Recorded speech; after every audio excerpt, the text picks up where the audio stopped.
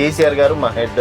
So KCR గారు ఇప్పటివరకు మా అబ్బాయిని ఒక మాట కూడా మాట్లాడలేదు. వీళ్ళకి ఎందుకు ఉలికి పడుతున్నారు బీఆర్ఎస్? కేసీఆర్ గారు నిర్ణయం తీసుకోకపోతేనే ఇలా సుప్రీంకోర్టులో మా పార్టీ పిటిషన్ ఫైల్ చేస్తారా, పాడి కౌశిక్ రెడ్డి గారు కానీ లేకపోతే ఇతరులు కానీ. కరీం గారు అయితే నేను ఎమ్మెల్యేగా బీఆర్ఎస్ లోనే కొనసాగుతున్నా, అభివృద్ధి కోసం కాంగ్రెస్ లో తిరుగుతున్నా అని చెప్పేసి అన్నాడు. నేను ఏ చేసినా చెల్లుతుంది, నా స్టేషన్ కనుపూర్ ప్రజలు అందరూ నన్ను యాక్సెప్ట్ చేస్తారని ఒక బరితెగింపు. ఈ బరితెగింపును ప్రజలు సహించరు. ప్రజలేం బఫూన్లు కాదు, ఆయననే పెద్ద బఫూన్. అండ్ ఇప్పుడు మూసిద్ది అయిందన్న పరిస్థితి. ఇక్కడ మధు పార్క్ అయితే అపార్ట్మెంట్స్ తీసేయాల్సిందే, దాన్ని ఎవరు అమ్మనికే వీల్లేదు, కొనడానికి వీల్లేదు, జీరో వాల్యూ పెట్టేసిండు. ఆయన కొట్లాడిందే అట్టడు వర్గాల ప్రజల కోసం, ఆయన కొట్లాడిందే దేశ స్వాతంత్రం కోసం. నువ్వు ఇక్కడ ఉన్నటువంటి ప్రజల స్వాతంత్రాన్ని నువ్వు ఏమంటారు తొక్కేస్తున్నావు. అండ్ పాపం రైతు భరోసా, రైతు బంధు కూడా వస్తుందో లేదో అని కూడా తెలియకపోతే ఆయనే ముఖ్యమంత్రి, ఆయనేం పరిపాలన చేస్తున్నట్టు, ఆయనకేం దిమాగ్ ఉన్నట్టు నాకు అర్థమైతే లేదు. ఆయన ఎందుకు నాకు అర్థం కాదు. రాష్ట్రానికి ఒక గుదిబండ లెక్క తయారైంది రేవంత్ రెడ్డి. మూసి అంటే రివర్ ఫ్రంట్ ద్వారా చాలా మందికి ఉద్యోగాలు వస్తాయి, నిరుద్యోగులకు ఉద్యోగాలు. కూరగాయలు అమ్మే ఉద్యోగాలు, పండ్లు అమ్మే ఉద్యోగాలు, లేకపోతే తోపుడు పనులు చేసుకుపోయే ఉద్యోగాలు, ఈ ఉద్యోగాలకి ఈ మొగని నిండుకోవాలి మేము ముఖ్యమంత్రిగా. ఇలా నువ్వు చార్మినార్ దగ్గరికి వస్తే రాత్రి 1కి 2కి కూడా నీకు చాయ్ దొరుకుతుంది, బిర్యానీ దొరుకుతుంది. ఇక నువ్వు ఈ మూసి నది పక్కన పెట్టేది దుకాణం నాకు అర్థం కాదు. ఏం పెడతారంట, హోటల్ పెడతారంట. కలుషితమైనటువంటి నీరు ద్వారా పంట పొలాలు ఎండుకపోతున్నాయి అండ్ అనారోగ్యానికి గురవుతున్నారు. తర్వాత స్మెల్ వల్ల అంటే లేనిపోని రోగాలు వస్తున్నాయి. ఇవన్నీ చేంజ్ చేస్తున్నాయి కదా. 5 స్టార్ హోటల్స్ నీకు మూసి పక్కనే కట్టాలి. నువ్వు మూసిని ప్రక్షాళన, ఆ మూసిని ఉపయోగించుకొని నువ్వు దాంట్లో 150,000 కోట్లు మింగే ప్రయత్నం చేస్తున్నావు.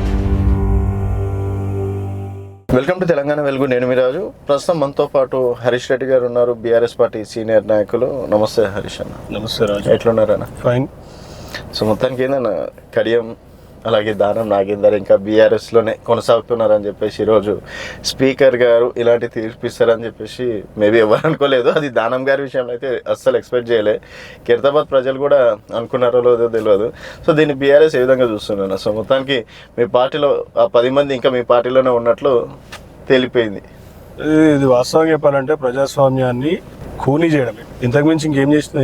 ఇంతకంటే దరిద్రపోటు పనులు ఇంకా ఏది చేయరాదనుకున్న ప్రతిసారి దానికంటే ఒక దరిద్రపోటు పని చేసి చూపిస్తున్నాడు రేవంత్ రెడ్డి. ఓకే. ఎందుకంటే ఇలా స్పీకర్ గారికి కళ్ళ ముందట సాక్ష్యాలు కనబడుతూ ఉన్నాయి. ప్రపంచం మొత్తం చూసింది. ఆయన గెలిచింది ఏ పార్టీ సింబల్ మీద, మళ్ళీ తర్వాత ఎంపీగా పోటీ చేసింది ఏ కండువా ఏ సింబల్ మీద. బీఫామ్ కూడా తీసుకున్నానికి మళ్ళీ పార్టీ మారలే అని చెప్పేసి అబద్ధాలు ఎట్లా ఆడతారే. బచ్చగాని చిన్న పోరాన్ని గల్లీలలో పోయి అడిగి, ఆ ఖైరతాబాద్ గల్లీలలో అడిగినా కూడా అవును మొన్ననే కాంగ్రెస్ పార్టీ బీఫామ్ మీదనే పోటీ చేసిన అంటారు కదా. అంటే ఇది వాస్తవంగా ఈ రాష్ట్రంలో రేవంత్ రెడ్డి గారు ముఖ్యమంత్రి అయినప్పటి నుంచి ప్రజాస్వామ్యాన్ని చంపడమే పనిగా పెట్టుకున్నాడు, కూని ఏడమే పనిగా పెట్టుకున్నాడు. ఓకే. ఆయన ఇచ్చినటువంటి మేనిఫెస్టోలో మీరు గమనిస్తే ఏమన్నాడు గతంలో, ఈ పార్టీ ఫిరాయింపుల దారులు ఎవరైతే ఉంటారో ఆ ఇంటి మీద వాళ్ళ పిట్ట మా ఇంటి మీదకి వస్తే కాల్చి చంపుతాం అని చెప్పేసి ఓ పెద్ద పెద్ద డైలాగులు కొట్టిండు, పెద్ద పుడింగ్ లెక్క. వీళ్ళు ఏం చేస్తున్నారు నాకు అర్థమవుతలేదు. దానం నాగేందర్ గారిని కూడా విమర్శించిండు కదా. దానం నాగేందర్ని విమర్శించిండు, కడియం శ్రీ గారిని విమర్శించిండు. కడియం శ్రీ గారి కూడా ఆయననేమో ఎమ్మెల్యేగా మా పార్టీ మీద ఎన్నికవుతాడు, ఆయన బిడ్డకేమో కాంగ్రెస్ నుంచి వెళ్ళి ఎంపీగా చేస్తాడు. ఆయన బిడ్డ రేపు అదేంది మన అఫిడవిట్ లో ఈయన డీటెయిల్స్ అన్ని ఫర్నిష్ చేస్తాడు. అంటే ఏ రకంగా వీళ్ళు నాకు అర్థమైతే ఏమైనా నైతికత ఉందా, వీళ్ళకి రాజకీయాలకు కొనసాగే నైతికత ఉందా? ఇంత అడ్డగోలుతనం ఎక్కడైనా ఏ రాష్ట్రంలో అయినా కనబడుతుందా మనకు? ప్రజాస్వామ్యం అని రాజ్యాంగం బుక్కోటి పట్టుకొని రాహుల్ గాంధీ ఏమో దేశం మొత్తం పాదయాత్ర చేస్తూ ఉంటాడు. మనకి ఏ ముఖం ఉంది, అలాగే తెలంగాణలో అడుగుపెట్టడానికి ముఖం ఉంటుంది ఆయనకి రేపు పొద్దున. ఇక్కడనే ప్రజాస్వామ్యాన్ని నాశనం చేస్తున్నాడు. రాజ్యాంగం ప్రకారం ఏది నడుచుకుంటలేడు. ఏ రకంగా నడుస్తుంది? స్పీకర్ గిట్ట ఏమైనా గుడ్డైనా నాకు అర్థమవుతలేదు. మాట అనొచ్చు అనరాదు కానీ వాస్తవంగా ఆయన గుడ్డైనలాగానే ప్రవర్తిస్తున్నాడు. కళ్ళ ముందట కనబడుతున్న వాస్తవాన్ని కూడా గ్రహించకుండా ఇంత దారుణమైనటువంటి నిర్ణయం తీసుకోవడం అని అంటే మీరు సరైన సాక్ష్యాలు సమర్పించలేరేమో. ఎందుకంటే మీరే కదా కోర్టులు వేసారు. ఒకటే మాట. అండ్ ఎలెట్ మహేశ్వర్ రెడ్డి గారు కూడా కేసు వేశారు. నాకు ఒక మాట, సరైన సాక్ష్యాధారులు ఏం కావాలి? మేము ఇచ్చుడేందుకు సరైన సాక్ష్యాధారులు? గుడ్డైన నాయనమని నాకు అర్థమైతలేదు. కళ్ళ ముందట కనబడతలేదు, ఆయనకి టీవీలలో కనబడతలేదు. అసలు పోటీ చేసింది ఏ పార్టీ టికెట్ మీద? దానం నాగేంద్ర అనేట ఆయన. ఇక దానికి సాక్ష్యాలు ఏం కావాలి? ప్రపంచం మొత్తం తెలుసు వీరికి. ఎలక్షన్ కమిషన్ ఆఫ్ ఇండియాకి ఇచ్చినాము, సాక్ష్యాలు. అంటే వాళ్ళు చాలా క్లారిటీగా అంటున్నారు అన్న. ఏంటంటే కేటీఆర్ గారు ఇప్పటివరకు ఎటువంటి నిర్ణయం తీసుకోవాలి, మా పైన విమర్శించలే. కేసీఆర్ గారు మా హెడ్. సో కేసీఆర్ గారు ఇప్పటివరకు మా పైన ఒక మాట కూడా మాట్లాడలే. వీళ్ళకి ఎందుకు ఉలికి పడుతున్నారు బీఆర్ఎస్ అంటే మీలాంటి కార్యకర్తలు? కేసీఆర్ గారు నిర్ణయం తీసుకోకపోతేనే ఇలా సుప్రీంకోర్టులో మా పార్టీ పిటిషన్ ఫైల్ చేస్తారా? పాడి కౌశిక్ రెడ్డి గారు కానీ లేకపోతే ఇతరులు కానీ పిటిషన్లు ఎట్లా ఫైల్ చేశారు? హైకోర్టులో, సుప్రీంకోర్టులో. పార్టీ మా అధిష్టానం చెప్తేనే, మా అధినాయకుడు చెప్తేనే చేసినాం కదా. మరి ఇంకా దానిలో ఇంకేం నిర్ణయం ఉంటారు? రోజు తిట్టాలి ఏంది ఆయన గిట్ట? ఓకే, కేసీఆర్ గారి స్థాయికి వీళ్ళు ఎంత ఇంత పిచ్చుకంత వ్యక్తులు వీళ్ళు. వీళ్ళని తిడతారా కేసీఆర్ గారు? అవసరం ఆయనకి. సో ఇప్పుడు మొత్తం మరి మీ పార్టీలోకి యాక్సెప్ట్ చేస్తున్నారా, ఆహ్వానిస్తున్నారా వాళ్ళని? ఇక్కడ ఆయన గిట్ట నిజంగా బీఆర్ఎస్ పార్టీలోనే ఉన్నా అన్న కొంచెమైన సోయి ఉంటే దానం నాగేందర్ అయితే గీనే ఉంటాడు కదా. తెలంగాణ భవన్ నుంచి ఇట్లా ఒక పిలిపిస్తూ రావచ్చు. మరి ఎందుకు వస్తారు ఇవాళ దాకా? మా పార్టీ అధికారంలో రోజు పొద్దున తెలంగాణ భవన్ అది ముందర పెద్ద పెద్ద బ్యానర్లు కట్టినోడు. మరి ఇలా అధికారం గోంగనే అట్లా పోయి ఎంపీగా పోటీ చేసిండు. సిగ్గు లేకుండా ఇంకా ఆడనే ఉన్నాడు. మళ్ళీ ఈ పార్టీలో అని ఎట్లా చెప్పుకోగలుగుతాడు ఆయన? 10 మందికి ఇలా ఫిజికల్ గా మాత్రం ఇక్కడనే ఉన్నారని చెప్పేసి అంటున్నారు. ఫిజికల్ ఏంది, మెంటల్ ఏంది? ఏంది అసలు? కొంచెం ఫిజికల్ అంటే ఏంది, మీనింగ్ ఏంది అది దానిలో? కడియం గారు అయితే నేను ఎమ్మెల్యేగా బీఆర్ఎస్ లోనే కొనసాగుతున్నా, అభివృద్ధి కోసం కాంగ్రెస్ లో తిరుగుతున్నా అని చెప్పేసి అన్నాడు. మరి ఇది వాళ్ళు అనుకుంటున్నారు కావచ్చు. అతి తెలివితనం ఇది. నేనే తెలివిగా పరుణ్ణి, నాకంటే మించిన తెలివి పరుడు ఎవరు లేడీడా, నేను ఏ చేసినా చెల్లుతుంది, నా స్టేషన్ కనుపూర్ ప్రజలు అందరు నన్ను యాక్సెప్ట్ చేస్తారని ఒక బరితెగింపు. ఓకే, ఈ బరితెగింపును ప్రజలు సహించరు. ఆయన చేసినటువంటి తప్పేంది అనేది ఆయన ప్రజలు రేపు రానున్న భవిష్యత్ ఎన్నికల్లో ఆయన నిర్ణయిస్తారు. రెండోది ఏంటంటే ఆయన రాజకీయ భవిష్యత్ ఆయన్నే సమాధి చేసుకున్నాడు. జీవితంలో ఈ 10 మంది మళ్ళొకసారి గెలవరిగా రాజకీయంగా వాళ్ళ ప్రొఫెషన్కి వాళ్ళే గోరి కట్టుకున్నారు. ఓకే, సో ఇప్పుడు మొత్తానికి దానం నాగేందర్ గారి తీర్పుతోటి మీరు సంతోషంగా ఉన్నారా? అంటే ఈ తీర్పు ఏ విధంగా సంతోషంగా ఉంటారు? అంటే వాళ్ళు నెలకు 5,000 ఇస్తున్నారు ఇంకా బీఆర్ఎస్ పార్టీకి అని చెప్పేసి రేవంత్ రెడ్డి గారు కూడా అన్నారు కదా. దానివల్ల అదొక చిన్న టెక్నికల్ గ్లిచ్. అది దాన్ని పట్టుకొని పెద్ద ఇది చేస్తారు. ఇలా మరి దానం నాగేందర్ అనే వ్యక్తి కాంగ్రెస్ బీఫామ్ మీద పోటీ చేసిన మాట వాస్తవం కదా. ప్రపంచం అందరికి తెలుసు, నీకు తెలుసు, నాకు తెలుసు, స్పీకర్ గారికి కూడా తెలుసు. మరి దానిపైన చర్య తీసుకోవాల్సింది పోయి 5,000 ఏదో ఫండ్ వస్తుందని చెప్పేసి అంటే ఆయన అలా జీతం నుంచి కట్ అవుతుంది. మీరు పార్టీ నుంచి సస్పెండ్ చేసిండ్రు? ఎప్పుడు సస్పెన్షన్ అంటే లెటర్ కూడా లేదంటుండ ఆయన. సస్పెన్షన్ అంటే వీళ్ళ మీద కేసు వేసినాము. ఓకే, వీళ్ళు మా పార్టీ టికెట్ మీద పోటీ చేసి బీఫామ్ మీద పోటీ చేసి గెలిచి ఆ పార్టీలోకి పోయి ఇలా అలా కండువాలు కప్పుకొని సీఎంలతో కలిసి ఫోటోలు దిగి అన్ని వేసి ఇలా ఆ పార్టీలో జాయిన్ అయినామని కూడా పోచారం శ్రీనివాసరెడ్డి చెప్పిండు. ఆయన పేరు బండ కృష్ణమోహన్ రెడ్డి చెప్పిండు. ఇంకెవరు ఉన్నారు అలా 10 మంది ఉండే దగ్గర. వీళ్ళు అందరూ ఒప్పుకున్నారు. ఏది ఇవన్నీ వీడియోలు రికార్డింగ్లు ఉన్నాయి సభలలో, ఆయా నియోజకవర్గాల కాంగ్రెస్ పార్టీ సభలలో. ఏ క్రియేటివిటీ అనుకోవచ్చు కదా. అంటే కడియం గారు చెప్పినట్టు ఏ క్రియేటివిటీతో నా ఫోటోలు ఇట్లా చేసినారు అది ఇది. ఆయన బఫూన్ అని చెప్పేసి ఆయనకు తెలుసో తెలియదు కానీ ప్రజల్ని బఫూన్ అనుకుంటుండే ఆయన. ఇదొక దుర్మార్గ ఆలోచన. ప్రజలేం బఫూన్లు కాదు, ఆయననే పెద్ద బఫూన్. అర్థమైందా? ఎవడు పోటీ చేసినాడు ఎవడు అయ్యాల బీఫామ్ మీద, కాంగ్రెస్ బీఫామ్ మీద సికింద్రాబాద్ ఎంపీగా ఒక ఏ ఫోటో పెట్టుకొని దాని నాగేందర్ పోటీ చేసిండా? ఈ సిగ్గులేని సిగ్గు తక్కువ మాటలు మాట్లాడితే ప్రజలు యాక్సెప్ట్ చేస్తారా ఈ 2026 సంవత్సరంలో? ఓకే, సో మొత్తానికి జగిత్యాల మా సంజయ్ ఆయన కూడా ఇదే నేను చేరలేదు, నేను బీఆర్ఎస్ లో సిగ్గున్నాడు. మరి జగిత్యాల బీఆర్ఎస్ భవన్కి వచ్చిండే, బీఆర్ఎస్ పార్టీ ఆఫీస్కి వస్తాడా? మన బీఫామ్ లో కూడా ఇచ్చాక కాంగ్రెస్ బీఫామ్ లో కూడా దగ్గర అయిపోయా. మరి జీవన్ రెడ్డి గారే మొత్తుకుంటారు. జీవన్ రెడ్డి అక్కడ నెత్తి నోరు బాదుకుంటాడు కాంగ్రెస్ కి ఎట్లా తీసుకుంటారని చెప్పి. సో మొత్తానికి ఇప్పుడు సరే అన్న, ఇది పక్కన పెడితే అది స్పీకర్ గారి నిర్ణయం, అది వ్యక్తిగత నిర్ణయం అనుకోవచ్చు. వ్యక్తిగత నిర్ణయం కాదు, తెలంగాణ రాష్ట్ర ప్రజల దౌర్భాగ్యం ఇది. అండ్ ఇప్పుడు మూసిద్ది ఏందన్న పరిస్థితి ఇక్కడ. మధు పార్క్ అయితే అపార్ట్మెంట్స్ తీసేయాల్సిందే, దాన్ని ఇవ్వడం అమ్మనికే వీల్లేదు, కొనడానికి వీల్లేదు చెప్పేసి 0 వాల్యూ పెట్టేసిండు. తర్వాత జస్ట్ ఎంత 150 కోట్ల 95 కోట్లు మాత్రమే అవుతున్నాయి గాంధీ స్టాచ్యూకి అని చెప్పేసి ఒక అనౌన్స్మెంట్ చెప్పేయడం అనేది జరిగింది. ఈరోజు డిపిఆర్ఓ కూడా వచ్చేసింది సార్. వాస్తవంగా మహాత్మా గాంధీ గారి మునిమనోడు అనుకుంటా తుషార్ గాంధీ గారు ఇప్పటికి 2 ట్వీట్లు చేసిండ్రు. వారు ఏమని అన్నారంటే, మహాత్మా గాంధీ గారి విలువలకు అపోజిట్గా ప్రజల్ని మీరు అక్కడ ఉన్నటువంటి నివసిస్తున్నటువంటి ప్రజల ఇండ్లు గూడు చెదిర్చి వాళ్ళ ఇండ్లని కూలగొట్టి ఆయన స్టాచ్యూ కట్టడం తగదు. ఆయన కొట్లాడిందే అట్టడుగు వర్గాల ప్రజల కోసం, ఆయన కొట్లాడిందే దేశ స్వాతంత్రం కోసం. నువ్వు ఇక్కడ ఉన్నటువంటి ప్రజల స్వాతంత్రాన్ని నువ్వు ఏమంటారు తొక్కేస్తున్నావు, నువ్వు వాళ్ళు ఉంటున్నటువంటి ఇల్లును కూలగొడుతున్నావు. ఇది మహాత్మా గాంధీ గారి ఆశయాలకు విలువలకు ఇది కంప్లీట్ ఆపోజిట్ గా నువ్వు తయారు సరే, చేసిన గాంధీ స్టాచ్యూ. రెండో విషయానికి వద్దాం. మూసీ రివర్ ఫ్రంట్ అని చెప్పేసి వాళ్ళు పెట్టారు.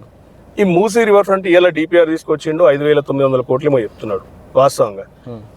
కేసీఆర్ గారు ముఖ్యమంత్రిగా రెండో దఫా ఉన్నప్పుడే 16,800 కోట్లు మూసీ రీజువనేషన్ ప్రాజెక్ట్, అంటే మూసీని మళ్ళీ రివైవ్ చేయడం, అందులో ఉన్నటువంటి వ్యర్థాలను ఆపేయడం, ఎస్టీపీలు నిర్మించడం, అవన్నీ చేసినాం మేము. 16,800 కోట్లు ఖర్చు పెట్టలేదు కానీ దాదాపు 32 ఎస్టీపీలు కన్స్ట్రక్ట్ చేసినాం, సివరేజ్ ట్రీట్మెంట్ ప్లాంట్స్. అందులోకి వచ్చే వ్యర్థాలని ట్రీట్ చేయడం. ఈ మొగోడు వచ్చినప్పటి నుంచి ఎన్ని ఎస్టీపీలు కట్టిండు నాకు ఒక మాట చెప్పు. ఒక్క ఎస్టీపీ అయినా కట్టిండా? కనీసం ఒక డంపింగ్ యార్డ్ అన్న క్లియర్ చేయగలిగిండా? ఒక ఎస్టీపీని కట్టిండా? ఇవాళ రాష్ట్రంలో చెత్తమయం అయిపోయినాయి నగరాలన్నీ. చెత్త శాఖ చెత్త మంత్రి ఎవడు ఇవాళ? చెత్త తీసేలేరంట. అదే చెప్తున్నా, చెత్త మంత్రి ఎవడు ఇవ్వాలి ఈ రాష్ట్రంలో? ఈయననే అంటాడు కదా గతంలో జూబ్లీహిల్స్ ఎన్నికల్లో, చెత్త శాఖకు మంత్రి ఎవడు ఇవ్వాలా? ఈయననే, రేవంత్ రెడ్డి. ఎంత నగరం ఎంత చెత్తమయం అయిపోయింది. ఇలా దోమల బెడద ఎక్కడ ఇవాళ ఎట్లుంది? ఇవాళ హైదరాబాద్ మాట వింటలేరంట. మరి ఇవాళ వాళ్ళ దగ్గరికి పోయి ఆ మాట సురుకు పెడతారు వాళ్ళు. వాళ్ళందరూ ఏడికాడికి ధర్నా చేస్తారు. ఇవాళ కూడా పేపర్లు చదివిన కుత్బుల్లాపూర్లో 500 మంది ఆటో డ్రైవర్లు ఆటోలు పక్కన పెట్టి ఇలా ధర్నా చేస్తున్నారు వాళ్ళు. ఈ చెత్త అంతా తీసుకుపోయి జూబ్లీహిల్స్ లో ఆయన ప్యాలెస్ లో వస్తే అప్పుడు అర్థమవుతుంది ఆయనకి కార్మికులు పనిచేస్తురా లేదా అనేది అప్పుడు అర్థమవుతుంది. అందరి మీద బట్టగాల్సి మీద వేస్తాడు ఈయన. చెత్త పని చేస్తారు, చెత్త ఎత్తటోళ్ళు చేస్తలేరు, వాళ్ళు పని చేస్తలేరు. నువ్వేం బిక్తున్నావా నాకు అర్థం కాదు. మరి అండ్ పాపం రైతు భరోసా, రైతు బంధు కూడా వస్తుందో లేదో అని కూడా తెలియకపోతే ఆయనే ముఖ్యమంత్రి, ఆయనేం పరిపాలన చేస్తున్నట్టు, ఆయనకేం దిమాకు ఉన్నట్టు నాకు అర్థమైతే లేదు. ఆయన ఎందుకు నాకు అర్థం కాదు. రాష్ట్రానికి ఒక గుదిబండ లెక్క తయారైన రేవంత్ రెడ్డి. రాష్ట్రంలో నిధులు ఎక్కడెక్కడ పోతున్నాయి, ఏమేం జరుగుతుందో పరిపాలన పట్ల అవగాహన లేనటువంటి ఒక ముఖ్యమంత్రిగా వెళ్ళడము ఈ రాష్ట్ర ప్రజల దౌర్భాగ్యం. అంటే ఇప్పుడు మూసి అంటే రివర్ ఫ్రంట్ ద్వారా చాలా మందికి ఉద్యోగాలు వస్తాయి, నిరుద్యోగులకు ఉద్యోగాలు వస్తాయి. కూరగాయలు అమ్మే ఉద్యోగాలు, పండ్లు అమ్మే ఉద్యోగాలు, లేకపోతే తోపుడు పనులు చేసుకుపోయే ఉద్యోగాలు. ఇవా ఉద్యోగాలు అంటే ఈ ఉద్యోగాలకి ఈ మొగని ఎన్నుకోవాలి మేము ముఖ్యమంత్రిగా. నైట్ ఎకానమీ అంట. నైట్ ఎకానమీ ఇలా హైదరాబాద్లో లేదా? ఇలా నువ్వు చార్మినార్ దగ్గరకు పోతే ఏమంటారు రాత్రి 1కి 2కి కూడా నీకు చాయ్ దొరుకుతుంది, బిర్యానీ దొరుకుతుంది. ఇక నువ్వు ఈ మూసి నది పక్కన పెట్టేది దుకాణం నాకు అర్థం కాదు. ఏం పెడతారంట? హోటల్ పెడతారంట, లేకపోతే ఏంది తోపుడు పనులు పెడతారంట. కూరగాయలు అమ్ముకోవచ్చు, పండ్లు అమ్ముకోవచ్చు అని సిగ్గు లేకుండా చెప్తున్నాడు. దానికి నైట్ ఎకానమీ ఎవడన్నా నైట్ రాత్రిపూట కూరగాయలు కొంటాడా అని నాకు అర్థం కాదు. ఓకే, కూరగాయలు తోపుడు బండి పెట్టి అమ్మేటోడు గల్లీలో అంటే అట్లీస్ట్ ఏమంటారు హైదరాబాద్ అన్న అభివృద్ధి జరుగుతుంది కదా మూసి వల్ల. ఇప్పుడు ఆ కలుషితమైనటువంటి నీరు ద్వారా పంట పొలాలు ఎండుకపోతున్నాయి అండ్ అనారోగ్యానికి గురవుతున్నారు. తర్వాత స్మెల్ వల్ల అంటే లేనిపోని రోగాలు వస్తున్నాయి.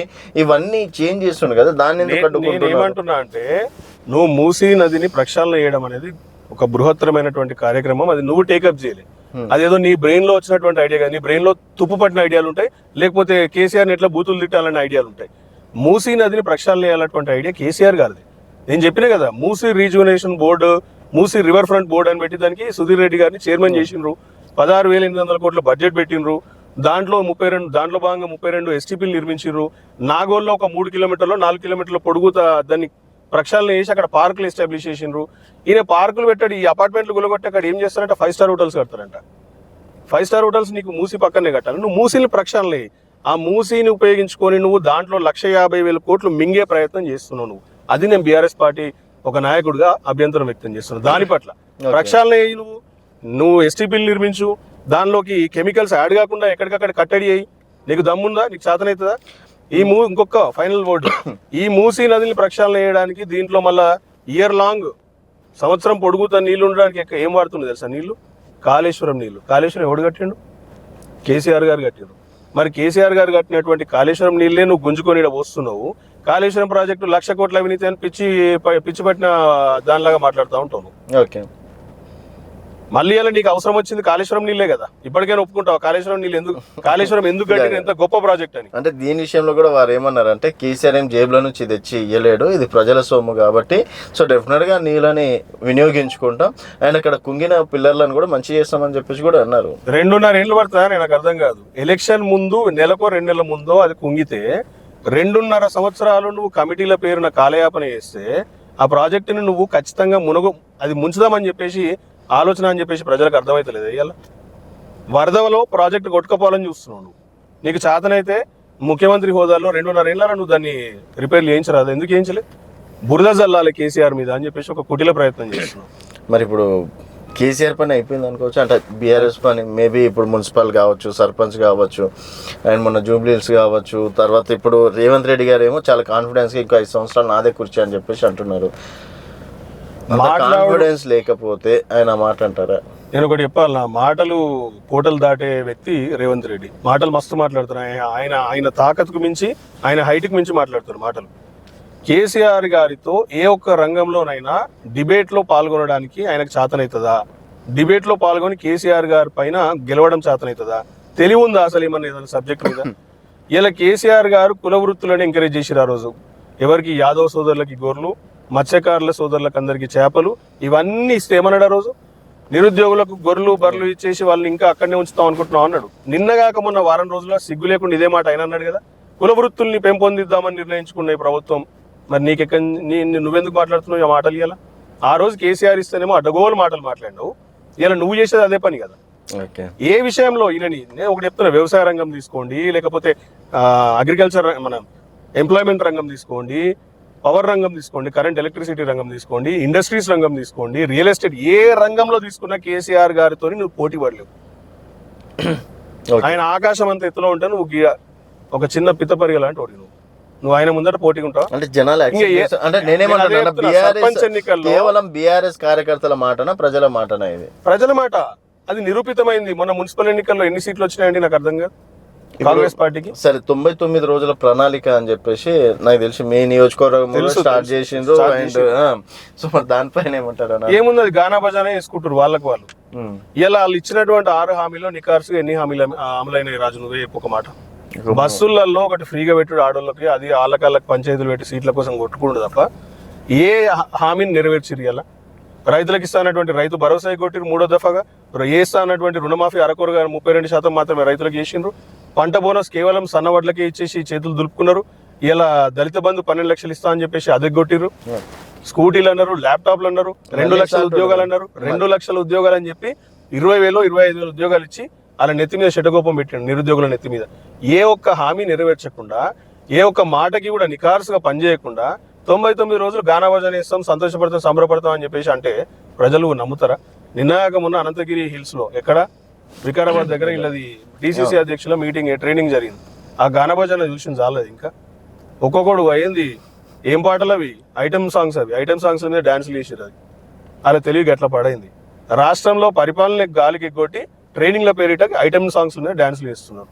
వీళ్ళకి 99 రోజుల పరిపాలన సంబర ఉత్సవాలు చేసుకోవడం ఏమన్నా తగున? అసలు ఏమన్నా చేయవచ్చా వీళ్ళు అసలు? అంటే వారు ఏది చేసినా కూడా బీఆర్ఎస్ పార్టీ విమర్శలు తప్ప ఒక్కసారైనా మెచ్చుకునేది ఉందా అని? అంటే ఇచ్చినటువంటి ఏ ఒక్క హామీ నెరవేర్చకపోతే ఎట్లా మెచ్చుకోవాలి మేము? ఏ హామీని ఇచ్చిరని చెప్పి కదా మీరు కూడా చేసినాం కదా. రైతు బంధు ఇవ్వాలి సజెషన్ చేసినాము. సజెషన్ చేస్తే వినేటోడేనా రేవంత్ రెడ్డి? అంత చక్కదైనటువంటి మొగోడు ఆయన? సజెషన్ చేసి తింటాడా? వాళ్ళ మీదనే ఉల్టా కేసులు పెడతారు, మా మీదనే. నా ఒక్కరి మీదనే 14 కేసులు పెట్టారు. సోషల్ మీడియాలో ఎవరైనా చిన్నతో సజెషన్ చేసినా లేకపోతే విమర్శించినా తట్టుకోలేనటువంటి కుటిల మనస్తత్వం ఉన్నటువంటి వ్యక్తి ఆయనకి ఎవరైనా సజెషన్ చేస్తారా ఇంకా? ఓకే, మరి సో ఇప్పుడు ఖమ్మం ఎవరిదైనా క్రెడిట్ అంటే ఇక్కడ వెలుగుమట్ల అనే ప్రాంతంలో ఇలా అన్యాయంగా అక్రమంగా భూదాన్ భూముల్లో పేదలు గుడిసెలేసుకొని ఇండ్లు కట్టుకొని బతుకుతా ఉంటే, కొందరు ఇండ్లు కట్టుకొని బతుకుతా ఉంటే 850 మంది ఇండ్లు కూలగొట్టినాడు. చూస్తే ఒక యుద్ధ ప్రాంతంలో ఉన్నటువంటి ఒక గాజా స్ట్రిప్ లేకపోతే ఒక పాలస్తీనో ఈ ఇటీవల ఇరాను తెహరాన్ లాగానో అయిపోయింది. అది చివరికి బీఆర్ఎస్ పార్టీ కేటీఆర్ గారు అక్కడ వారి నాయకత్వంలో వెళ్ళి పెద్ద ధర్నా చేసి అక్కడ ఉన్నటువంటి ప్రజల తరఫున గొంతు వినిపిస్తే ఇలా ప్రభుత్వం దిగొచ్చి ఒక 300 మంది పట్టాలు ఇస్తా అన్నారు వాళ్ళకి. ఎవరికి రైట్ అవుతుంది? ఇంత చెప్పిన ఇప్పుడు నేను ఉన్నట్టు ఎవరికి రైట్ అవుతుంది చెప్పు? కులగొట్టిందేమో వాళ్ళు, కొట్లాడింది బాధితుల పక్షాన మేము, పట్టాలు ఇచ్చింది వాళ్ళు. ఎవరు కొట్లాడితే పట్టాలు వచ్చినాయి? బీజేపీ జాగృతి వీళ్ళు కూడా కొట్లాడుతున్నారు కదా. బీజేపీ జాగృతి వెనకసిరి ఆడారు. ముందట వెళ్ళింది ఎవరు? ఒకటి క్రెడిట్ గురించి కాదు, ఇది పేద ప్రజల పక్షాన ఇలా న్యాయం గెలిచింది. వాళ్ళకి ఇండ్లు వచ్చినాయి ఒక 311 మందికి. ఇంకా చెప్తున్నాం ఏంటంటే అందరికి రావాలి. అందులో 811 850 ఇండ్లు ఉన్నాయి. అందరికి వచ్చేదాకా పోరాటం కొనసాగించాలి. ఖచ్చితంగా వాళ్ళకి న్యాయం జరగాలి. దీనిలో క్రెడిట్ లో ఏముంటది రాజు? ఒకటి కాకపోతే ఇదొక్కటనే కాదు, ఇలా హైడ్రా పేరిట కూలుస్తున్నా కూడా బీఆర్ఎస్ పార్టీ అన్యాయం పక్షాన్ని ఏది బాధితుల పక్షాన్ని నిలబడేది. మధురిజ్ అపార్ట్మెంట్స్ అని ఏదైనా కానీ మా రామగుండం ప్రాంతంలో ఇలా కొట్లాడుతూ ఉంటే కూడా మేమే కొట్లాడుతున్నాం. బీఆర్ఎస్ పార్టీ ఆడ కూలగొడుతున్నా కూడా ఎక్కడ పోయినా వీళ్ళది కూల్చివేతల ప్రభుత్వమే తప్ప నిర్మాణాల ప్రభుత్వం కాదు. రేవంత్ రెడ్డి అనేటోడు కూల్చడానికే వచ్చిండు ఈ రాష్ట్ర ముఖ్యమంత్రిగా. ఎక్కడ ఒక్కటంటే ఒకటి కట్టడం చూపించారు, కొత్తది కట్టిండు ఏమన్నా. ఇలా 2.5 ఏళ్ళు అయింది. ఇక్కడనే పక్కనే కూతవేట దూరంలో కేబీఆర్ పార్క్ ఉంటుంది. కేబీఆర్ పార్క్ చుట్టూ నేను ఫ్లైఓవర్లు కడతాను, అండర్ పాస్లు కడతాను, మన్ను మశానం అని అన్నాడా? 2.5 ఏళ్ళు అయిందా? ఎందుకట్లే మరి ఇంతవరకు ఒక్క ఫ్లైఓవర్ కూడా? మెట్రోనిక్ సెకండ్ ఫేజ్ కేంద్రం నుంచి నా బడే బాయ్ చోటే బాయ్ అని సంకల్ గుద్దుకున్నావు కదా, ఎందుకు ఏళ్ళ దాకా అప్రూవల్ తీసుకురాలి? రీజనల్ రింగ్ రోడ్ ఏడమైంది? నా కలల ప్రాజెక్ట్ డ్రీమ్ ప్రాజెక్ట్ అని 4th సిటీ అని చెప్పిన సంకల్ గుద్దుకున్నావు. నీకు అదే రోజు చెప్పిన నేను, ఇలా 5,75,000 కోట్ల పెట్టుబడులు అంటారు కదా, దీనిలో 1% 5,000 కోట్ల పెట్టుబడులు కూడా రావు రానున్న 3 ఏళ్లలో అని చెప్పిన. ఇవాళ దాకా ఒక్కటి గ్రౌండ్ కాలేదు. అసలు వాళ్ళు వేస్తాన green field highway expressway కూడా స్టార్ట్ కాలేదు. ల్యాండ్ అక్విజిషన్ అయితే లేదు, ముందుకు పోతలేదు. సో ల్యాండ్ అక్విజిషన్ అంటే ఇప్పుడు భూములు లేవు ప్రభుత్వం దగ్గర, ఉన్న భూములన్నీ బీఆర్ఎస్ వాళ్ళు అమ్ముకున్నారు. సో నా చేతిలో ఏం లేదు, రేపు ఇవ్వడానికి భూములు లేవు, ఇవ్వడానికి పంచడానికి డబ్బులు లేవు, ఏదున్నా కూడా మీరు స్వయం శక్తితో ఎదగాలి అని చెప్పేసి ఒక పెద్దన్న లాగా చెప్తున్నా అని చెప్పి చాలా క్లారిటీగా చెప్పిండాను. ఆ స్పీచ్ విన్నారో లేదో? విన్నా. చెప్పమంటే మస్తు చెప్తాడు, నింగికి నిచ్చినట్టు మాటలు మాట్లాడతాడు, మస్తు మాట్లాడతాడు. ఆయనది ఏముంది, ఫ్రీగా మాట్లాడు, నోరుంది, దేవుడు ఇచ్చిండు నోరు, ఎంత కాడితే అంతకాడి మాట్లాడుతూనే ఉంటాడు. ఇలా ఒక మాట చెప్తాం, బీఆర్ఎస్ పార్టీ ల్యాండ్స్ గుంజుకుందని చెప్పేసి అంటున్నారు కదా, మరి ఆ ల్యాండ్స్ బీఆర్ఎస్ పార్టీ వాళ్ళ చేతులు ఉన్నాయా, లేకపోతే 19,800 ఎకరాలు ఫార్మాసిటీ పేరు మీద ఉన్నాయా గవర్నమెంట్ చేతిలో? అదే కదా నువ్వు ఇప్పుడు ఇలా 4th సిటీ కడతా అంటున్నావు. మరి ఎందుకు కట్టలేకపోతున్నావు ఇప్పటిదాకా? 5,75,000 కోట్ల పెట్టుబడులని గొప్ప చెప్తున్నావు, సంకల్ గుద్దుకున్నావు, ఏడవైంది అదంతా. పోనీ ఇదంతా పక్కన పెడదాం, నువ్వు భూములు అమ్మలేదా మొన్నటిదాకా? నియోపోలిస్లో దాదాపు 7,000 6,000 కోట్లు వచ్చినాయి భూములు అమ్మితే. నానక్రామ్గూడలో ఎంఎస్ఎన్ అనే బిల్డర్ ఒకడు, తర్వాత మన ఇఫ్ ఐఎమ్ నాట్ రాంగ్ ఇంకొక ప్రెసిజో ఎవరో బిల్డర్ 3,000 కోట్లు పెట్టి కేవలం 20 ఎకరాలు కొన్నారు వాళ్ళు. ఇప్పుడు నేనుండే తెల్లాపూర్లో 47 ఎకరాలు వేలం ఇస్తున్నారు, దాని నుంచి 3,500 కోట్లు రాబోతున్నాయి. ఒక 3 బిట్లు అమ్ముతూనే నీకు 15,000 కోట్లు వచ్చి పడ్డాయి. ఏడమైందా పైసలన్నీ? ఏడబెడుతున్నావు నువ్వు. రైతు భరోసా ఎందుకు ఇస్తలేవు? భూములు అమ్మినావు, దాదాపు 60-70 కోట్ల భూములు అమ్మినావు, రైతు భరోసా ఎందుకు ఇస్తలేవు నువ్వు? కేసీఆర్ గారు ఆ రోజు ఆదాయం సరిపోకపోయినా కానీ వేరే దాంట్లో కట్టింగ్లు పెట్టైనా కానీ రైతులను ఆదుకున్నాడు, రైతు భరోసా ఇచ్చిండు. డిసెంబర్ నెలలో నాట్లు పడతాయని తెలిసి కూడా ఈ సన్నాసి ఎందుకు రైతు భరోసా వేయలేదు ఇప్పటిదాకా? మార్చి వరకు వచ్చిన 3 నెలలు అయిపోయాయి, ఇంకొక 15-20 రోజులు అయితే ఏమంటారు వరి కోత కూడా అయిపోతుంది. ఇంకా నువ్వు నీ బొందకాడు ఇస్తావు, ఇక రైతు బంధ ఏడిస్తావు? రైతు బంధు ఎప్పుడు ఇస్తావు? ఓకే.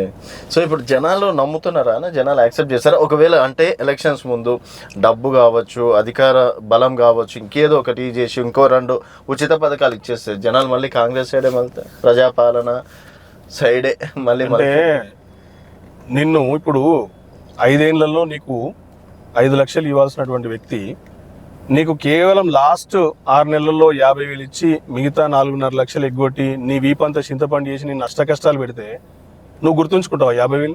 నేను 4.5 లక్షలు నేను మోసం చేసింది గుర్తుండదా నీకు? రైతుల పరిస్థితి గదే ఇయ్యాలి. 5 ఎకరాలో 10 ఎకరాలో లేకపోతే 2 ఎకరాలో 3 ఎకరాలో ఉన్నోనికి పెట్టుబడి సాయం అనేది చాలా ముఖ్యం. కేసీఆర్ గారు ఎంతో ఆలోచించి ఇచ్చినటువంటి ఒక గొప్ప సాయం అది రైతుకి, పెట్టుబడి సాయం అనేది. పెట్టుబడి సాయం లేకపోతే మళ్ళీ షౌకార్ల దగ్గర, కొమ్మట్ల దగ్గరికి, లేకపోతే ఇతరుల దగ్గర పెట్టుబడుల దగ్గరికి పోయి వాళ్ళు ఏంది ఇంట్రెస్ట్లు 5% 10%కి తెచ్చుకోవాలి డబ్బులు. తెచ్చుకుంటున్నారు కూడా తెచ్చుకుంటారు. మరి ఇలా పైసలు మిగులుతలేవు రైతుల దగ్గర. కేసీఆర్ గారు అన్నప్పుడు రైతులు జేబులో కలకలాడేటి, పైసలు కనబడేటి జేబులలో. ఈయన వచ్చిండో లేదా పైసలు వీకినాయి ఇంత. ఓకే, మరి ఎందుకు గుర్తుంచుకుంటున్నారు? తిట్టుకుంటున్నారంట భూములు ఉన్నోళ్ళు ప్రతి ఒక్కరికి 1,00,000 మాట చెప్తా. రేవంత్ రెడ్డి అనేటోడు ముఖ్యమంత్రి అయిందే రైతు లోట్లు ఇస్తే. హైదరాబాద్ లో దిక్కు దివాన్ లేకుండా అయిందని పార్టీకి. ఈ దొంగలంతా ఇలా ఈ దానం నాగేందర్ లాంటి వాళ్ళు చేరిండు కావచ్చు, కానీ గెలిచింది బీఆర్ఎస్ టికెట్ మీద. కానీ ఆయన ముఖ్యమంత్రి అయింది 64 సీట్లలో దాదాపు 60 సీట్లు వచ్చింది గ్రామీణ ఓటర్లు ఇస్తే. ఆ గ్రామీణ ఓటర్లు ఇస్తే వచ్చినటువంటి ఆ ఓట్లని ఇలా రైతుల నోట్లే మట్టి కొడుతున్నాడు. రైతు బంధు, రైతు భరోసా, రైతు బీమా అన్ని వైకినాయి. రైతు ప్రభుత్వం కాదు, రైతు వ్యతిరేక ప్రభుత్వం ఇది. సో ప్రజాపాలన కాదైతే ఇది. ప్రజాపాలన ప్రజలకు పంగనామాలు పెట్టారు. అట్లీస్ట్ సరే అన్న విమర్శిస్తున్నారా? ఊర్లలో ఎమ్మెల్యేలు తిరుగుతున్నారు కదా ఇప్పుడు 99 ప్రణాళికలని, ఎవరన్నా నిలదీస్తున్నారా? ఇక్కడ మా స్కూటీ మనం హైదరాబాద్ లో కూర్చొని విమర్శిస్తున్నారా అడిగితే ఏముంటది రాజుభాయ్, నువ్వు నాతో పాటు రా ఒకసారి. ఓకే, మా పక్కన నియోజకవర్గాలు అన్ని వ్యవసాయ ఆధారిత రైతులే ఉంటారు అక్కడ, వాళ్ళే ఓటర్లు అక్కడ. వారు విమర్శిస్తురా లేదా అనేది ఒకసారి వచ్చి చూస్తే తెలుస్తుంది. సో డెఫినెట్ నీ కెమెరాని అక్కడ తీసుకెళ్ళాలి. సో మనం కూడా అనుకున్నాం మనం చాలా సందర్భాల్లో డెఫినెట్గా ఒక రోజు అయితే వచ్చి మీ మక్కన్ సింగ్ ఎమ్మెల్యే గారి పరిపాలన 2.5 సంవత్సరాల తర్వాత ఆయనకు జనాలు ఏ విధంగా యాక్సెప్ట్ చేస్తారు, రేవంత్ రెడ్డి గారిని ఏ విధంగా యాక్సెప్ట్ చేస్తారు, అండ్ కేసీఆర్ని ఇంకా జనాలు ఎంతవరకు గుర్తుపెట్టుకున్నారు అనేది డెఫినెట్గా చూద్దాం అన్న. Thank you so much.